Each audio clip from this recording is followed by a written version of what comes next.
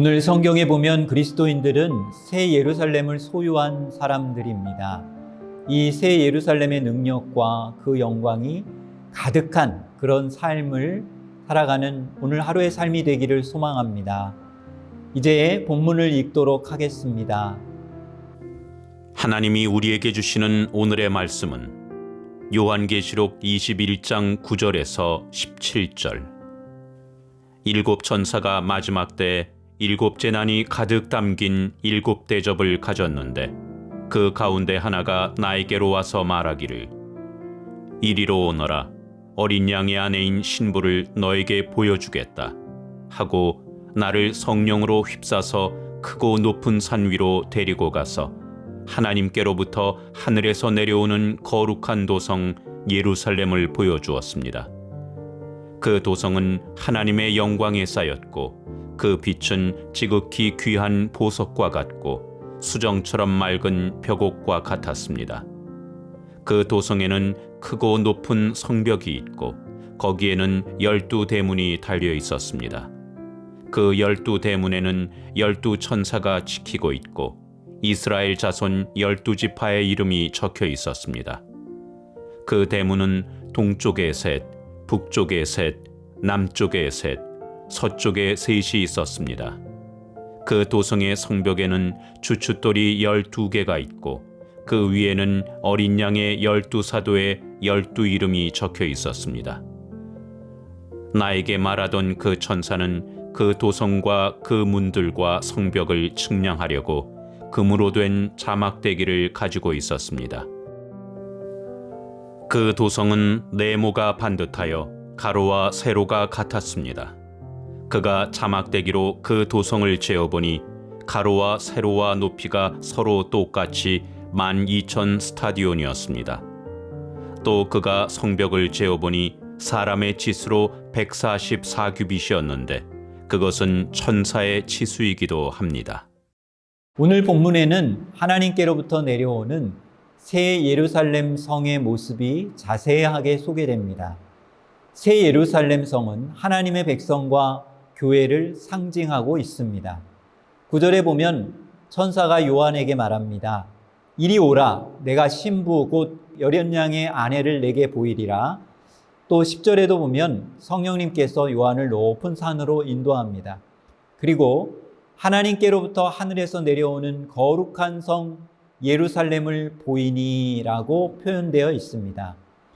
변화될 새 예루살렘의 특징은 무엇일까요? 11절에는 하나님의 영광이라고 말합니다. 본문에는 이 영광을 빛으로 묘사하고 있는데요. 지극히 귀한 보석의 빛 같고 수정처럼 맑은 벽옥 같은 아름다움이 있었다라고 증거합니다. 귀하고 맑고 아름다운 하나님의 영광의 그런 모습이라는 것이지요.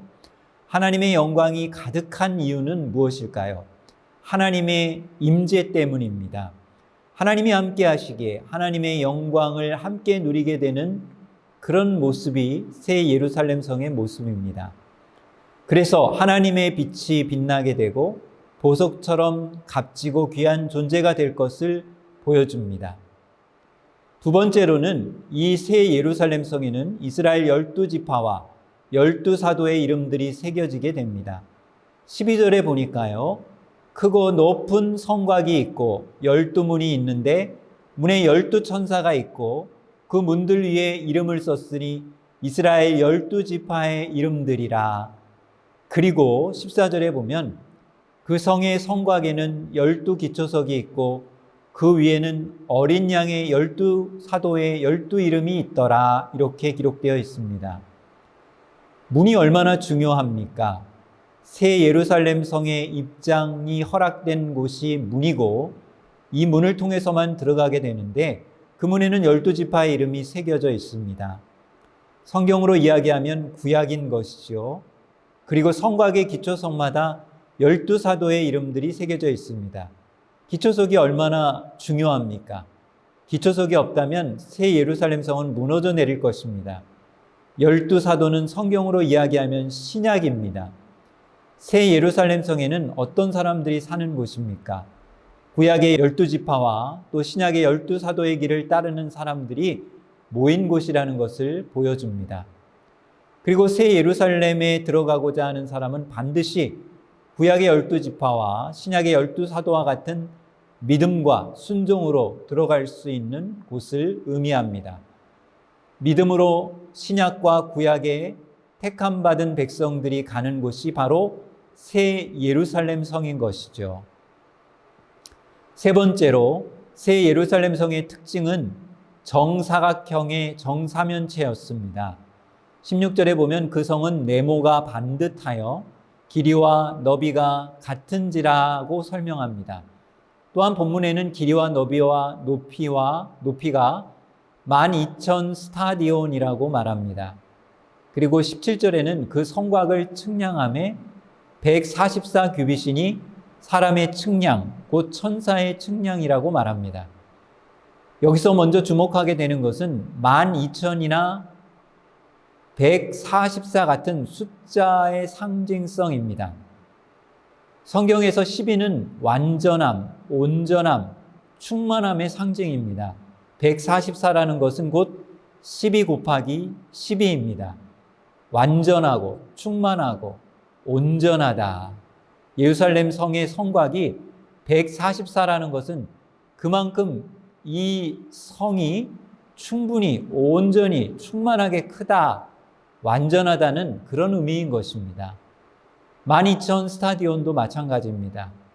12,000은 12 곱하기 1000입니다. 성경에도 보면은 12도 완전수이지만 1000도 마찬가지로 완전함, 충만함의 상징입니다.